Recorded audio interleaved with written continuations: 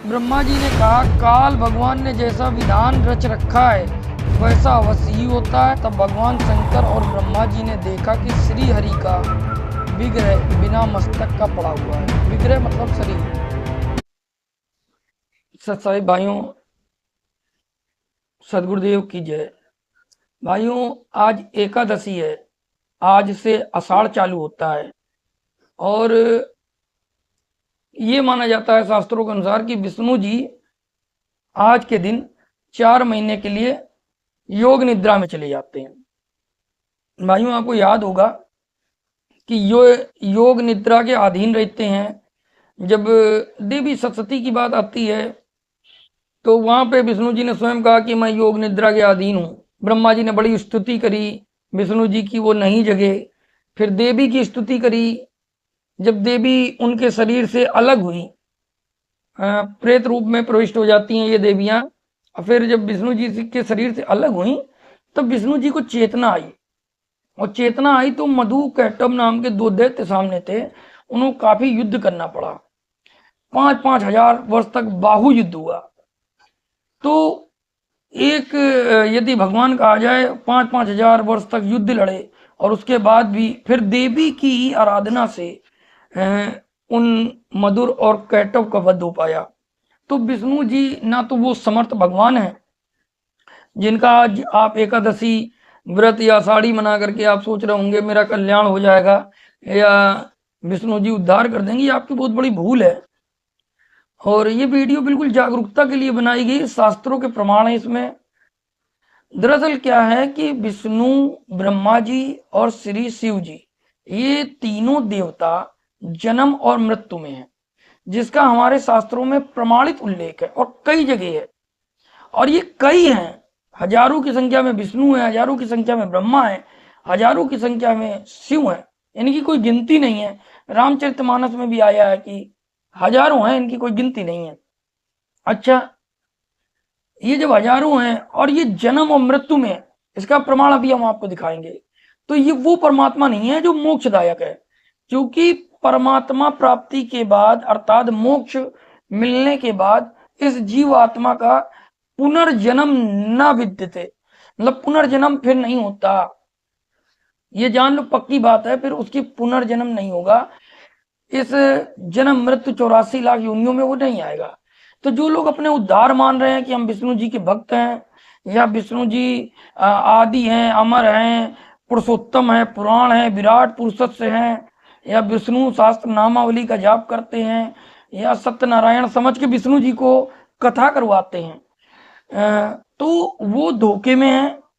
इससे ना जन्म मृत्यु दूर होगी और ना ही उनको आर्थिक या किसी प्रकार का शारीरिक लाभ होगा।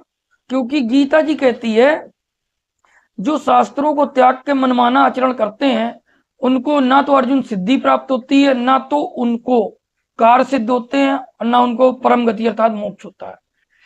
इसलिए कर्तव्य और अकर्तव्य, क्या करना चाहिए क्या नहीं करना चाहिए, इस पर शास्त्र ही प्रमाण है। तो भाइयों, भी हम शास्त्र भी दिखाएंगे और विष्णु जी की मृत्यु भी दिखाएंगे। वहीं पर हम आपको बता दें, यदि आप मोक्ष पाना चाहते हैं तो शास्त्रों के अनुसार वो परमात्मा जो अजन्मा है, वो पूर्ण परमेश्वर कबीर है। वेदों में उनका नाम आया है कबीर, अंग आर्यसी, बम्भार्यसी, सवर ज्योति, ऋतुधामाशी, अर्थात उसका जो सतलोक है वो स्वप्रकाशित है। और वो कबीर परमात्मा, अग माने पाप, आरी माने मर्दन या नाश करने वाला, असी माने है, वो जीवों के पापों का नाश करने वाला है, वो जीवों को बंधनों से मुक्त करने वाला है, अर्थात वो बंदी छोड़ है। तो वो पूर्ण परमात्मा कबीर परमात्मा आज से 600 साल पहले आए, सशरीर आए और सशरीर सतलोक चले गए। उन्होंने कहा भी, ना मेरा जन्म न गर्भ बसेरा, बालक हो दिखलाया, काशी नगर जल कमल पर देड़ा, तहां जुलाहों ने पाया। अर्थात मैं माँ बाप से नहीं बना। और वेद कहता है वो परमात्मा शुक्रम अकायम ऐशना वीर्यम है। जबकि श्रीमद देवी भागवत में विष्णु जी स्वयं कहते हैं, माता दुर्गा हम तुमसे उत्पन्न हुए हैं, तुमसे प्रकट हुए हैं, तुमसे पैदा हुए हैं।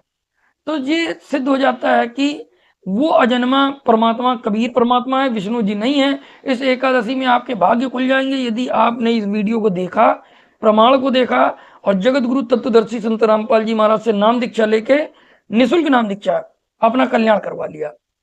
तो भाइयों देखिए एक प्रमाण सत साहिब, ये संक्षिप्त श्रीमद् देवी भागवत महापुराण है, गीता प्रेस गोरखपुर से छपी हुई है। इसका हम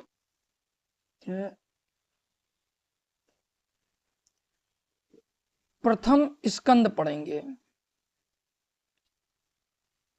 पृष्ठ संख्या है 47। ब्रह्मा जी ने कहा, इतने में पता नहीं भगवान विष्णु का मस्तक कुंडल और मुकुट सहित कहाँ उड़कर चला गया। कुछ समय बाद जब घोर अंधकार शांत हुआ तब भगवान शंकर और ब्रह्मा जी ने देखा कि श्री हरि का विग्रह बिना मस्तक का पड़ा हुआ है। विग्रह मतलब शरीर, श्री हरि अर्थात विष्णु जी का। विष्णु जी की मृत्यु हो गई, मरे हुए पड़े हुए हैं। तो ये देवता अजर अमर नहीं है, जबकि वेद कहता है, सनातन वेद कहता है कि परमात्मा अजन्मा है और मृत्यु रहित है। लेकिन ये मृत्यु को प्राप्त हो गया, इनका सर कट गया, मस्तक पड़ा था विष्णु जी का। यह बड़े आश्चर्य की बात सामने आ गई। भगवान विष्णु केवल धड़ को देख करके, भगवान विष्णु के केवल धड़ को देख करके उन श्रेष्ठ देवताओं के आश्चर्य की सीमा न रही। अब वे चिंता के उमड़े हुए समुद्र में डूबने लगे और उतराने लगे। अत्यंत दुखी होकर के उनकी आंखें जल बरसाने लगी। 33 करोड़ देवी देवता रो रहे हैं अकॉर्डिंग ब्रह्मा जी और शंकर जी। वे विलाप करने लगे, हाँ नाथ, आप तो देवताओं के भी आराध्य देव और सनातन प्रभु हैं।